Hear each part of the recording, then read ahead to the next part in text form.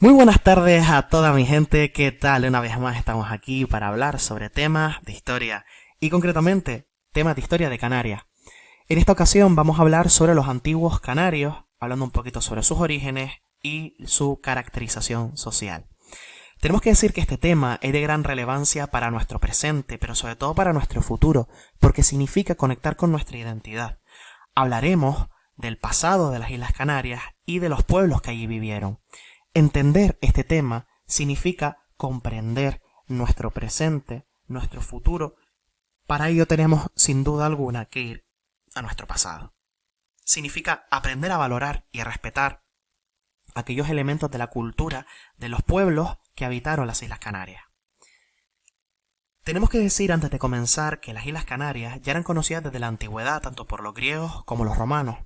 Eso lo que nos hace entender es de alguna manera es que los pueblos mediterráneos ya conocían la existencia de las islas. Para comenzar a hablar un poquito sobre los habitantes de nuestras islas, tenemos que decir que existe un debate en torno a dos conceptos, el término guanche y el término antiguos canarios. En el fondo, este debate nos llevó a hablar en un principio de guanches como todos los pobladores de las Islas Canarias. Sin embargo, nosotros vamos a hacer una diferenciación. Esta diferenciación no nos la sacamos de la manga, sino que forma parte de las investigaciones que han surgido en los últimos tiempos. Para hablar de los habitantes de todas las Islas Canarias antes de la conquista, nosotros vamos a utilizar el concepto antiguos canarios. Mientras que para hablar de los habitantes concretamente de la isla de Tenerife, hablaremos de guanches. Aún así, habrá lugares de internet donde todavía algunos autores y autoras utilizan el concepto guanche para referirse a todos los habitantes de las Islas Canarias antes de la conquista.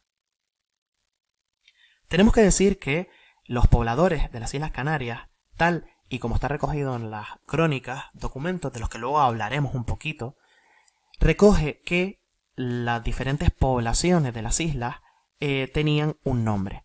Los pobladores de la isla de Fuerteventura y Lanzarote se llamaban majos. En el ámbito de la isla de Gran Canaria se llamaban canarios. Como ya hemos visto, guanches era el nombre de los pobladores de la isla de Tenerife, benaguaritas en el caso de los pobladores de La Palma, gomeritas los habitantes de La Gomera y bimbaches los pueblos que habitaban el Hierro. Si tenemos que hablar sobre el origen del poblamiento de Canarias, una de las teorías más aceptadas es que las poblaciones que aquí estaban venían del norte de África, por tanto tenían un origen bereber. La hipótesis más aceptada es que estas poblaciones fueron, llevadas a las Islas Canarias por pueblos del Mediterráneo que sí conocían la navegación.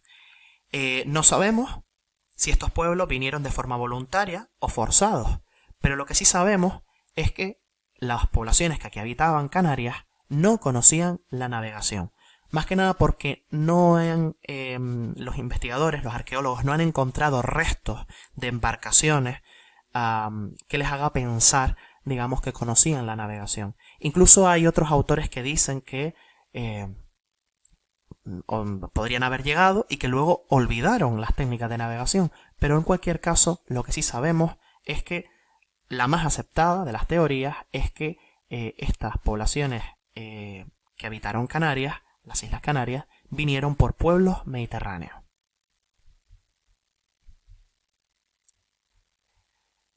Tenemos que decir que en Canarias los pueblos canarios de Canarias, tenían una lengua. Es la lengua amasí. Esta lengua se hablaba en las diferentes islas, pero se hablaban variantes. Esto lo sabemos por los diferentes grabados que nos hemos ido encontrando en diferentes islas. Lo que sí sabemos es que los europeos se dieron cuenta pronto de que los habitantes de las islas no podían comunicarse con facilidad entre sí. Esto tiene una explicación, y de alguna manera es porque se utilizaban diferentes variantes de una misma lengua. Por tanto, en Canarias, aunque existe escritura, ¿vale? Esta no se desarrolla tanto como, por ejemplo, se pudo desarrollar en otros pueblos. Por tanto, la cultura se transmitía de forma oral, y los restos que tenemos de grabados se han hecho en madera y en roca. Esto genera un problema muy grande para nosotros, los historiadores e historiadoras, porque eso quiere decir que no tenemos fuentes escritas que nos hablen concretamente, escritas por los propios, por los antiguos canarios, que nos hablen sobre ellos. La escasa información que tenemos la obtenemos, por un lado, de la arqueología, a través de los yacimientos arqueológicos, investigando y sacando pistas de cómo eran los diferentes pueblos que habitaban Canarias, y por otro lado tenemos las antiguas crónicas de la conquista. Ya hablaremos que los conquistadores castellanos, cuando empiezan a conquistar las islas y a colonizarlas, van a empezar a escribir sobre los diferentes pueblos. Esta información ha quedado para el recuerdo y es una fuente de información, pero claro, está condicionada, es una fuente de información que está vista desde la perspectiva de los europeos. No hay fuentes escritas vistas desde la perspectiva de los propios canarios. Y esto nos genera, mejor dicho, un problema a la hora de poder investigar sobre la historia de Canarias. La historia de Canarias ha estado bastante maltratada, por un lado por la falta de información y por otro lado por la falta de interés. Es en el siglo XIX cuando empiezan a descubrirse primeros restos, ya veremos, de momias canarias. Momias, restos de cultura material, vasijas y otro tipo de restos domésticos que en un principio no son valorados y que son vendidos a otras personas fuera de nuestro territorio que sí que valoran este tipo de elementos culturales. Eso nos ha perjudicado bastante como pueblo, porque nuestro pueblo aún no conoce su historia, y quien no conoce su historia está condenada a repetir los errores del pasado, que en este caso es el que no se valore lo suficiente los restos de nuestros antepasados, los antiguos canarios. Si tenemos que hablar un poquito de cómo se organizaban socialmente, podemos ver en esta pirámide un poquito que los antiguos canarios eran una sociedad no igualitaria.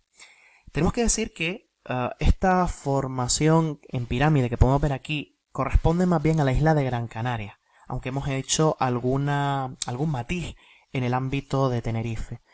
Esto es así porque en Gran Canaria y en Tenerife existía una sociedad un poquito más desarrollada a nivel jerárquico que en el resto de las islas. Esto no quiere decir que el resto de las Islas Canarias estuviesen atrasadas, sino que tienen diferentes formas de organización. Lo que está claro es que en la cúspide de la pirámide hay un líder, ¿vale?, que tiene el poder político, que es el Guanarteme. Es un líder, digamos que mantiene, es el encargado de redistribuir las tierras. En Tenerife a este líder se le conocía como Mensei. Los Guanartemes, o los Menseis, compartían el poder con los Guaires, ¿vale?, que eran como una especie de capitanes, una especie de nobles, podríamos decir, que ayudaban a gobernar al propio líder político de estas sociedades canarias. Luego hemos puesto por aquí que existía un líder religioso, que este es el Faikán. El Faikán es, digámoslo así, como uno de los máximos líderes religiosos de la cultura canaria. También existían unas sacerdotisas que en el ámbito de la isla de Gran Canaria al menos se conocían como arimaguadas. Las arimaguadas o maguadas participaban en ciertos ritos. Eran, por así decirlo, para que lo entendamos, como una especie de monjas, una especie de representantes religiosos. Hacemos esta comparación, aunque no es exacta, para que entendamos un poquito el papel que ocupaban estas mujeres dentro de la sociedad canaria. Estaban conectadas con los dioses, digamos, eran como la conexión entre lo terreno, lo terrenal, entre los humanos, por así decirlo, su sociedad, y los dioses. Participaban en algunos ritos de carácter importante. Por otro lado tenemos al pueblo llano, que está formado por campesinos, artesanos, pastores, que son los que trabajan básicamente. Y en lo más bajo de la sociedad están los carniceros, los que se dedican a cortar la carne, los verdugos y los embalsamadores, de los que luego hablaremos un poquito. Tenemos que explicar que, aunque las diferentes islas estaban divididas en demarcaciones, es decir, estaban divididas en diferentes bandos, diferentes reinos, podríamos decir, para que lo entendamos de manera más sencilla. Vamos a centrarnos en el ámbito de Gran Canaria, por ser la isla que, digamos, en la que vivimos, y así podemos entender un poquito más cómo es esto. La isla de Gran Canaria estaba dividido, por así decirlo, en dos reinos, en Gáldar y en Telde, en los cuales habían dos guanartemes que formaban parte, digamos, del poder político digamos, de las islas. Nos preguntamos también dónde vivían los antiguos canarios. Y es que los tipos de viviendas que tenían los antiguos canarios, por entender un poquito dónde se alojaban, ellos podían estar en cabañas, en cuevas naturales y o artificiales y en casas. Las cabañas, por ejemplo, uno de los ejemplos más interesantes es la de Casa Honda en Fuerteventura, que es la imagen que tenemos en la actualidad. Como ejemplo de cuevas naturales y artificiales, donde incluso no solamente se alojaban, sino que incluso llegaban a meter, digamos, restos de los antepasados. Por ejemplo, las momias, muchas momias en el caso de Gran Canaria y de Tenerife se encontraban en cuevas naturales. Tenemos aquí como ejemplo las cuevas de Belmaco en La Palma.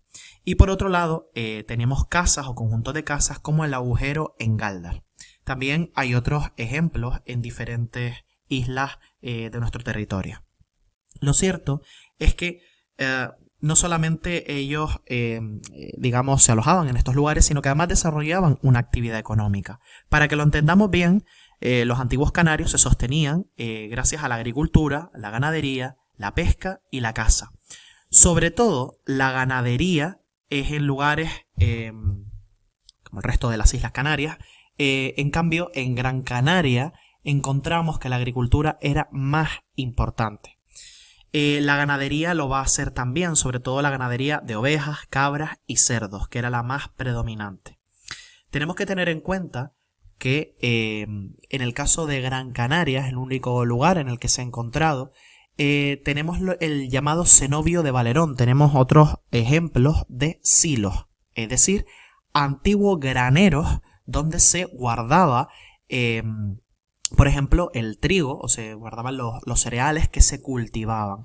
Estos graneros, como digo, como el cenobio de Valerón, que está en Santa María de Guía, es un ejemplo muy interesante de cómo los antiguos canarios guardaban el grano para las épocas en las que había malas cosechas.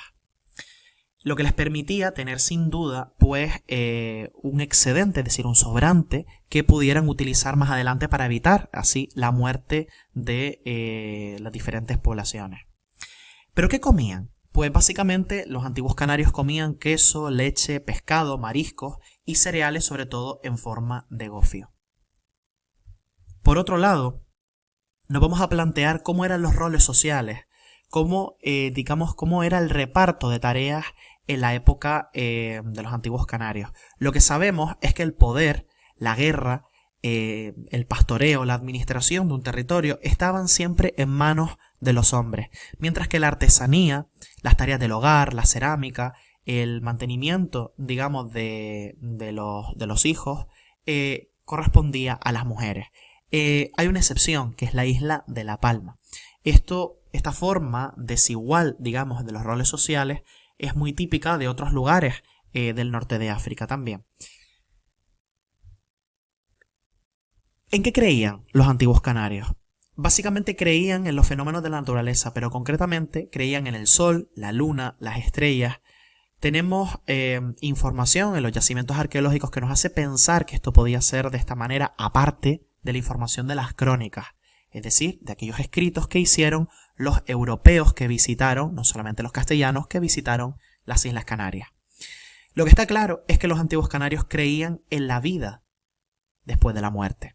Eso lo explican muy bien los restos que se han encontrado en los que se ve, por ejemplo, que los fallecidos tienen un ajuar, es decir, una serie de elementos materiales que necesitarían después, después de la muerte, por así decirlo. Sabemos que existían lugares de culto y hemos puesto como ejemplo la montaña de Tindaya en Fuerteventura. Por otro lado, también la cultura de los antiguos canarios realizó ídolos, ya sean con formas humanas o animales, de los cuales yo quiero que ustedes retengan el ídolo de Tara, que se encontró en la isla de Gran Canaria. Es uno de los elementos más emblemáticos, más representados, el ídolo de Tara, y tiene una explicación, concretamente, tiene una explicación, digamos, en representar la fecundidad de las mujeres, ¿no? Es decir, este ídolo o idolillo sería una representación femenina, digamos, de la mujer. Por otro lado, ¿qué se hacía con los fallecidos? Bueno, en general, los antiguos canarios no se enterraban, sino que ponían el cadáver en una cueva y luego la tapiaban con una serie de piedras. Junto al cadáver se ponía un ajuar. Un ajuar, para que lo entendamos, son, mejor dicho, restos, digamos, de... pueden ser alimentos, pueden ser también cerámicas, pueden ser punzones, cosas que el muerto, el fallecido, podría necesitar luego después de muerto. Hemos puesto aquí, no por casualidad, el trabajo de los embalsamadores, porque ya lo hablábamos en la pirámide social de los antiguos canarios. Hemos destacado aquí el papel de los embalsamadores porque, al igual que los carniceros y los verdugos, es decir, aquellos que se encargan de matar a personas que, digamos, que según la justicia del momento pues deciden matarlo, son personas que en la sociedad canaria no se tienen en muy buena consideración. Aquí tenemos un ejemplo de los embalsamadores. ¿Quiénes eran ellos?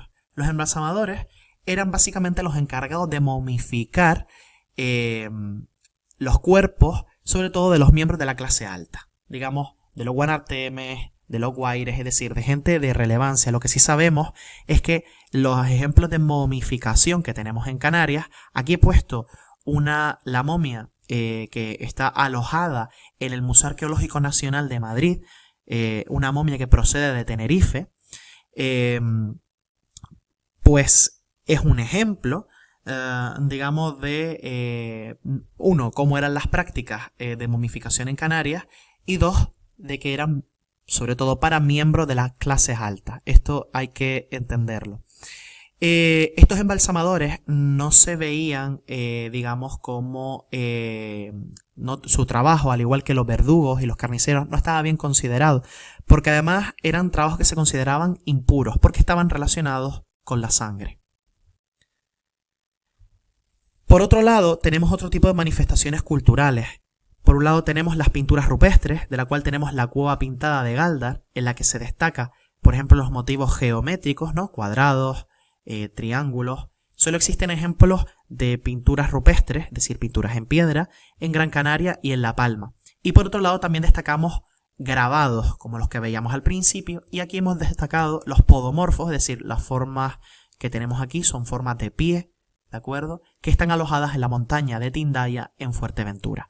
No lo hemos nombrado, no lo hemos puesto por aquí, tampoco lo hemos nombrado, pero también se desarrollaron unos pequeños tapones llamados pintaderas, ¿de acuerdo?, que también van a ser otra representación cultural importante de los antiguos canarios. Para concluir, lo que tenemos que decir es que, aunque sabemos que hubo contacto entre los pueblos mediterráneos y Canarias hasta la caída del Imperio Romano, durante la mayor parte de la Edad Media no va a haber un contacto hasta finales de la Edad Media.